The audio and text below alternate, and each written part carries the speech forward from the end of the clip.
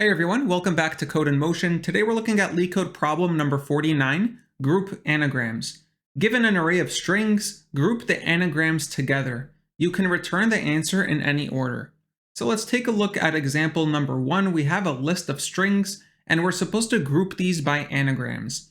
Now, what is an anagram? An anagram is two strings that contain the same exact characters in different order. Okay, so if we take a look at, for example, eat and T, these have the same exact characters and the same exact frequency of those characters. They're just shifted in a different order. And so these two strings are anagrams of one another. We also have tan over here and nat.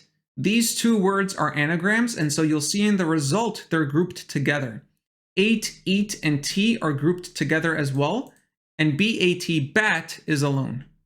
Before we get started, I just want to say that I highly recommend you guys solve LeetCode problem number 242, is a valid anagram, before you solve this problem, since it's going to give you a lot of context on anagrams and how we could iterate through them and verify if two strings are anagrams. I have a video on this, so feel free to watch it before you solve this problem. All right, so first I want to start with the conceptual overview. So if we have a string, how do we know that this string is an anagram with another string? Well, we need to know how many letters we have in this current string, and we need to know the frequency of each letter, right? It's not good enough to know that, hey, we have A, B, and C's. We need to know how many A's, how many B's, how many C's, right? So if you've solved the valid anagram question, like I recommended, you would see that in that question, we used a hash map to represent the word's frequency. Right? So we have two A's, we have two B's, and we have three C's. The way you get this is for every letter, you increment the map at that letter by 1. But there's also another data structure that we can use in order to calculate the frequencies of each letter. And we can use an array. Let's see how that would look. In the array, you would have each index represent some sort of letter. In this case, the 0 index will be A, the 1 index will be B, and the second index will be C. The array doesn't contain this information, right? I'm only showing you this because we're going to be smart about how we add the values to the array. And it's all about representation. We know that the 0 index represents the number of A's. We know that the 1 index represents the number of B's. And so how can we actually fill out this array? Well, we can use the ORD property in Python, which gives us the ASCII value of an actual letter. And so we can say array ORD of the current letter minus ORD of the lowercase a letter. And that will actually place A at the 0 index, B at the 1 index, and Z at the 25th index, right? And so now I actually want to talk about when do you know to use the hash map or the array. So let's go over a couple of rules and guidelines you could kind of think about as you see new problems.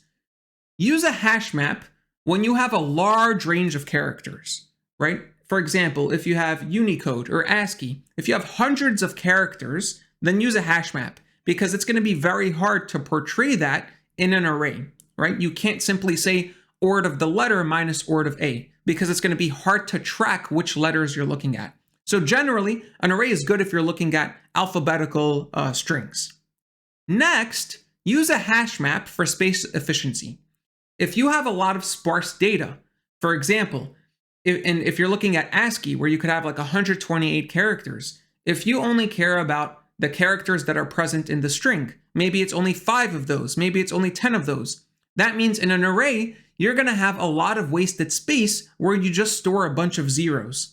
And so if you have sparse data, a hash map is more space efficient. Now, when should you use an array? Use an array if you need to maintain specific order or keep track of relative order within your frequency count. So for example, the alphabet is a very good use case because you know the 0 index is A, the first index is B, the 25th index is Z.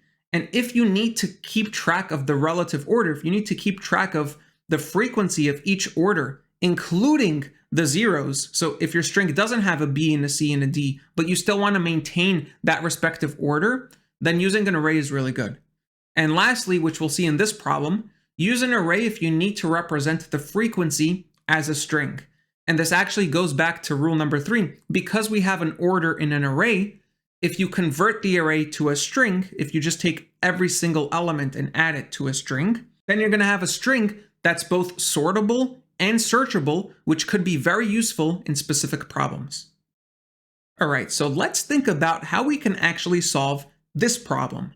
We're given a list of strings, and we need to group these by the strings that are anagrams of one another.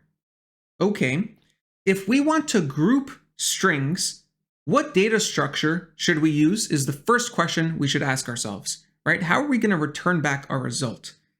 Okay, we know we need groupings, and usually in groupings, all of the values share a common attribute, right? The hash map is the perfect data structure for this, because if we somehow figure out a key that can represent an anagram, we could point it to a list of strings that all have that same anagram key. And so let's process all of these strings one by one and see if we can come up with a key for the anagrams. Now, a caveat, let's assume that the alphabet in this example is only 3 characters, A, B, C, just to make the animations a little bit simpler to see. But of course, the real alphabet is 26 letters, and the algorithm is going to remain the same. So let's process AAA. And what we need to do is calculate the frequency for AAA, right? We just looked in the conceptual overview that there's 2 main ways to calculate the frequency for a string. We could use a hash map, or we can use an array. In this case, we're going to use an array because an array will maintain the order of the elements. And let's see how that looks. So the frequency array for AAA is 300. And why is having an array more advantageous than having a hash map to represent this frequency count in this problem? Well, it's because we need a key to represent an anagram for all of these strings. And so by using an array, since we maintain the order of A's, B's, C's, etc., we can convert this array into a string and use that string as the key for the anagram's hash map. And so we can use 300, right, as the key for the anagram's hash map, and let's add AAA to 300. So the string 300 represents a string that has 3 A's, 0 B's, and 0 C's. And that's going to point to AAA. Now let's process the next string, which is ABC. We calculate the frequency array for ABC, which is 111. And now you see why it's so important in this example to use an array over a hash map. It's because if I had ABC, CBA, BAC, it doesn't matter, right? The frequency array is always 111 because it maintains the order. Whereas with the hash map, it doesn't keep the relative order of the elements. And so right now we convert 111 to a string, right? And we're going to add it to our anagrams hash map. Now let's calculate BAC. Calculate the frequency array, and BAC is still 111, right? And that makes sense because these are anagrams of one another. ABC is an anagram of BAC. And so let's add that to the hash map. And you see that the reason why we were allowed to add it to the same result as ABC is because they shared the same string representation of their frequencies, right? And that's why using an array is really good for this problem to represent the frequency count. So let's move on to the next element, which is CAB. In this case, we calculate the frequency array. It's also 111. And so we're going to add it to our result at 111 in the hash map. Now we move on to CBB. We calculate the frequency array. In this case, it's going to be 0, 2, 1 because we have 0 A's, we have 2 B's, and we have 1 C. And so the string 0, 2, 1 will point to CBB. And now we're done. We're going to return back all of the results from our hash map.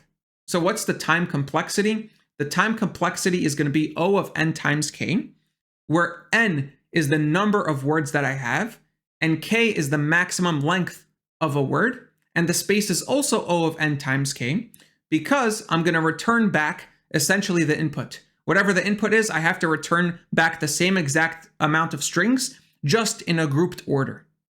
Okay, so let's start out the algorithm by initializing our anagrams hash map variable. This is going to be a default dictionary of list, And what this means in Python notation is that if a key does not exist in our hash map, it's going to automatically add an empty list for that key. And so we don't have to detect if a certain string exists in a hash map. It just makes the code a little bit easier to write.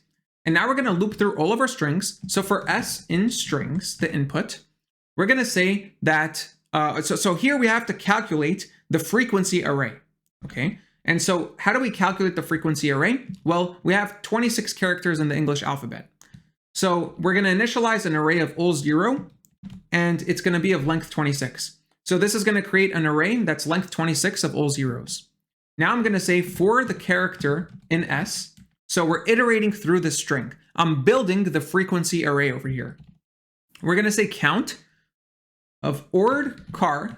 So ord car is going to give us the ASCII value of this character, and we're going to subtract it by ord a, which is the ASCII value of a. And what this does is it normalizes the character to fit within the array. And so A, the letter A will be the index 0, and the letter B will be index 1, the letter Z will be index 25.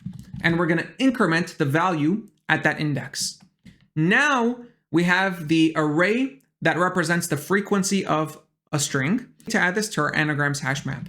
And so over here, I'm going to say anagrams. And in Python, you can't key a hash map by an array, so we need to convert this array to a string. You could convert this array to a string by using the join operator. That's perfectly fine. Or you can even be smart about this and convert the array into a tuple. So Python is actually smart enough to use a tuple as a key. Either one works, and it's up to your personal preference which one you choose. In this case, I'll use a tuple.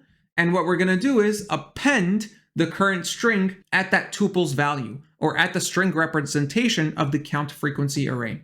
And now we're going to simply return the list of anagrams.values, right? Because anagrams.values includes all of the groupings, and we need to just wrap that around a list to finally return back something of this format. And so let's run this and verify that it succeeds. And there we have it. Thank you so much for watching. I hope you enjoyed this type of content. If you're interested in the Blind 75 animated list, be sure to subscribe, and I'll see you in the next one.